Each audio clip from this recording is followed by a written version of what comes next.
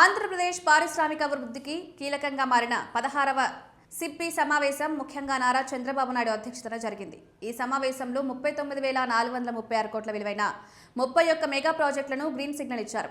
వీటి ద్వారా రాష్ట్ర వ్యాప్తంగా సుమారు 1.11 లక్షల మందికి ప్రత్యక్ష ఉద్యోగ అవకాశాలు లభించనున్నాయి. రాయలసీమను సౌర విద్యుత్ కేంద్రంగా అభివృద్ధి చేయడంపై ప్రభుత్వం ప్రత్యేక దృష్టి పెట్టింది.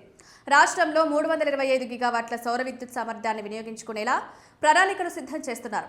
ఉత్పత్తి అయ్యే విద్యుత్ను ఇతర రాష్ట్రాలకు సరఫరా చేసేలా ఆధునిక ట్రాన్స్మిషన్ వ్యవస్థను ఏర్పాటు చేయాలని సీఎం సూచించారు. రాజధాని అమరావతిలో క్వాంటమ్ వ్యాలీ ప్రాజెక్టును వేగంగా పూర్తి చేయాలని నిర్ణయించగా ఐటీ రంగంలో విశాఖపట్నంకు ప్రాధాన్యతనిస్తున్నారు. ఇందులో భాగంగా ఇన్ఫోసిస్ 750 కోట్ల రూపాయలతో పెట్టుబడితో 7,000 ఉద్యోగాలు కల్పించనుంది.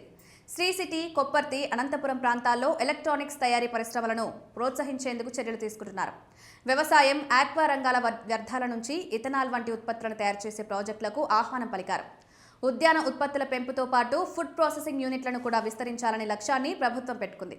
ఇక పరిశ్రమల్లో భద్రతపై కూడా కఠిన ఆదేశాలు జారీ చేశారు.